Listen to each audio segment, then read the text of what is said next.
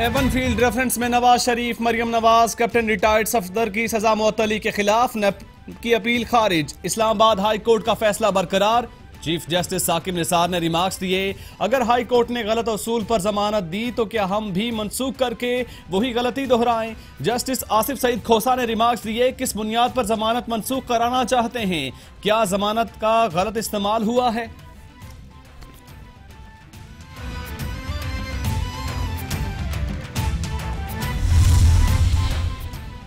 आज के फैसले पर अल्लाह ताला का शुक्र अदा करती हूँ। हकीकी खुशी तब होगी जब वालिद घर वापस आएंगे। मरियम नवाज का सुप्रीम कोर्ट के फैसले पर ट्वीट, कहती हैं, मुझे अल्लाह की रहमत पर पूरा यकीन है। ताउन और दुआओं पर कारकुनान की बहुत ज्यादा शुक्रगुजार। कायदे हिज़्ब इख्तिलाफ शहबाज शरीफ सुप्रीम कोर्ट के फैसले से खुश, कहते हैं, अल्लाह ताला का शुक्र है सुप्रीम कोर्ट ने हाई कोर्ट के फैसले को बरकरार रखा। अगले मरहले में अल अजीजिया रेफरेंस में अदालत अपील सुनेगी। फौजी अदालतों के मसले पर हुकूमत का साथ देंगे।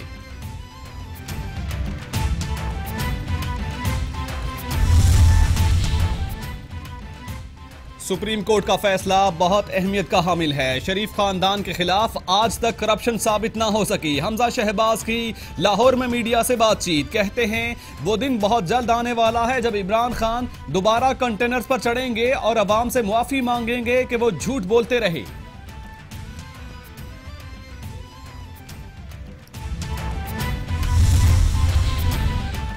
अल्लाह ताला का शुक्र अदा करते हैं। मरियम औरंगजेब का सुप्रीम कोर्ट के फैसले पर बयान, कहा, मफरूजों पर मबनी केस कानून के कटहरे में ज्यादा देर तक नहीं रह सकता। नैब नवाज शरीफ के खिलाफ कोई भी इल्जाम साबित ना कर सकी। शरीफ खानदान ने 3 नस्लों और 3 दहाइयों का जाती कारोबार का हिसाब दिया।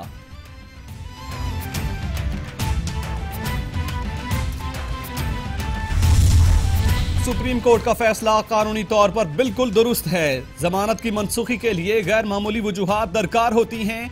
नून लीग अहम सियासी जमात है, नेक क़यादत मुंतखब करनी चाहिए। नवाज शरीफ की सियासत हमेशा के लिए खत्म हो चुकी।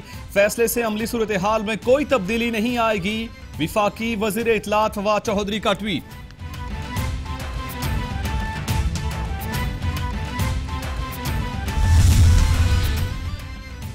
तहरीक इंसाफ वज़ीर आज़म की हमशीरा से मुताल्लिक वजाहत देने पर तैयार नहीं।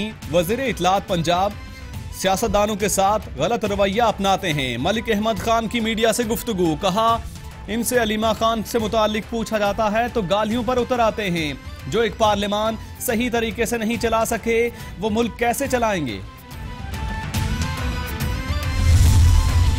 JIT बहाना है, सिंध हुकूमत असल निशाना है। सईद गनी ने बता दिया, कहते हैं, सुना है जायदादों के इंकशाफात के बाद अलीमा खानदान ने कुछ जायदाद बेच दी। हुक्मरान झूठ बोलकर मुल्क में सनसनी फैलाना चाहते हैं। मुर्तजा वहाब ने कहा, फवाद चौधरी सिंध को जाती जहागीर न समझें, ये जल्द दूसरी जमात के तर्जुमान होंगे। पीपल्स पार्टी सियासी यतीमों से दिली हमदर्दी रखती है। सुप्रीम कोर्ट में पाकिस्तानियों के बैरून मुल्क जायदादों से मुताल्लिक केस की समाअत 1 माह के लिए मुलतवी। मेंबर लैंड रेवेन्यू ने बताया, अलीमा खान समेत 316 अफराद ने एमनेस्टी स्कीम में अपनी जायदाद जाहिर की। चीफ जस्टिस ने रिमार्क्स दिए, हम ये केस जितना तेज चला रहे हैं पेशरफ्त सुस्त रवी का शिकार है।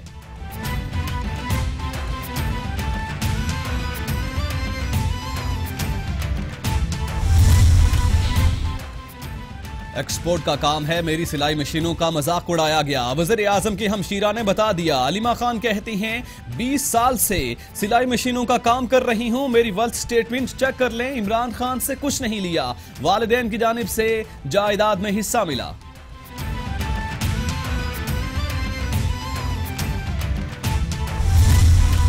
पानी नायाब हो रहा है, सोने से भी ज्यादा कीमती हो चुका। हम पानी इस्तेमाल कर रहे हैं लेकिन ताहाल कीमत मुकर्रर नहीं हुई। बताया जाए सूबों और विफाक ने क्या मैकेनिज्म बनाया। चीफ जस्टिस साकिब निसार के पानी की कीमतों के तायुन और इस्तेमाल से मुताल्लिक केस की समाअत में रिमार्क्स। सूबों और इस्लामाबाद की जानिब समाअत मुलतवी।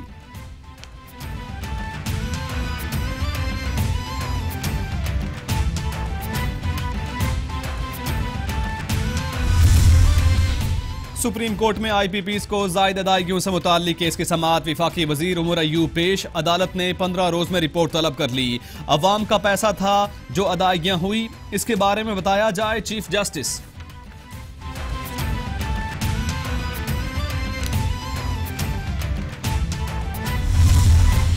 सुप्रीम कोर्ट में सानिहा आर्मी पब्लिक स्कूल पर अस्कुत नोटिस की समाअत। 147 शहादतें कलम बंद हो चुकी, 109 अभी बाकी हैं। एडवोकेट जनरल खैबर पख्तूनख्वा का जवाब। चीफ जस्टिस का रिपोर्ट मुकम्मल करके जमा कराने की हिदायत, मामले को निपटा दिया गया।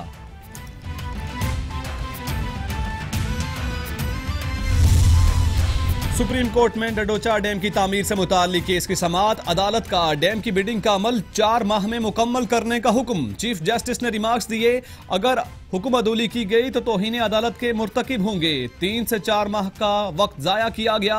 अफसरान को ख्याल ही नहीं कि मुल्क के लिए कुछ करना है।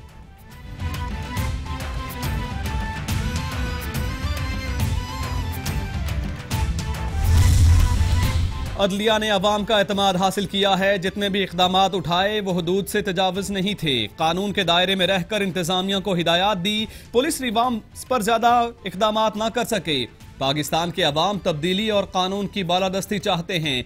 निज़ाम इंसाफ के लिए बहुत कुछ करना बाकी है। चीफ जस्टिस साकिब निसार का इस्लामाबाद में तकरीब से खिताब।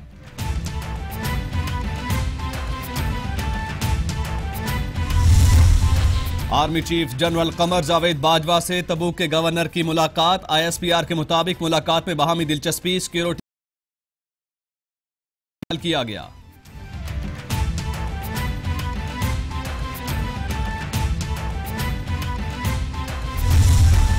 ख्वाजा साद रफीक का 14 से 16 जनवरी तक का राहदारी रिमांड मंजूर। एहतसाब अदालत के जज नजमुल हसन ने राहदारी रिमांड मंजूर किया। नैब प्रोसिक्यूटर वारिस अली जंजुआ ने दरखास्त पेश की। Saad Rafiq law and justice committee के इजलास में शिरकत करेंगे।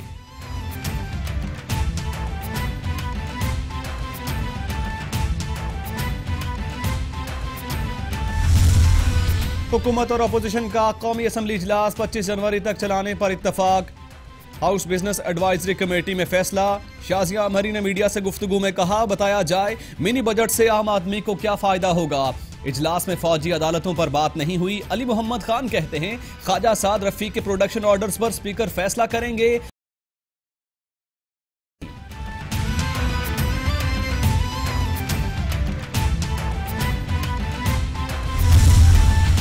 सिंध हाई कोर्ट में क्लिफ्टन के रेस्टोरेंट में खाना खाने से 2 बच्चों की हलाकत का केस। गिरफ्तार 2 मुल्जिमान की दरखास्त जमानत पर समाअत हुई। जिम्मेदारान को मुआफ कर दिया, कोई कार्रवाई नहीं चाहते। मुतवफ़ी बच्चों के वालिदैन का अदालत के रूबरू बयान। अदालत ने समझौते की नकूल तलब कर ली।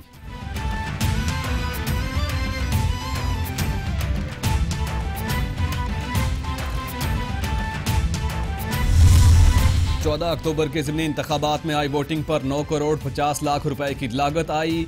फी वोटर 12,732 रुपए खर्च आया। इलेक्शन कमीशन ने आई वोटिंग से मुतालिक पायलट प्रोजेक्ट की रिपोर्ट पार्लियामेंट में जमा करा दी। आइंदा आम इंतखाबात में ओवरसीज वोटर से मुतालिक रिपोर्ट भी पेश। ईवान रिपोर्ट का जायजा लेकर तजावीज मुरतब करेगा।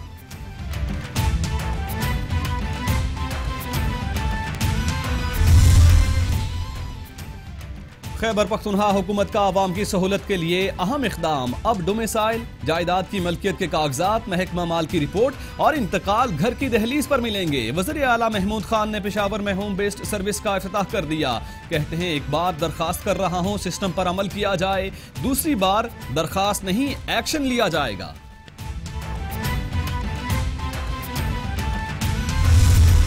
बलूचिस्तान अवामी पार्टी के मंजूर अहमद काकड़ सेनेटर मुंतखिब। मंजूर अहमद काकड़ ने 38 वोट हासिल किए। मद्दे मुकाबिल BNP मैंगल के गुलाम नबी मरी ने 23 वोट हासिल किए। कुल 63 वोट कास्ट हुए। 2 अरकान ने हक़ राय दही इस्तेमाल नहीं किया। PK मैप के मोहम्मद हनीफ को सिर्फ 1 वोट मिला।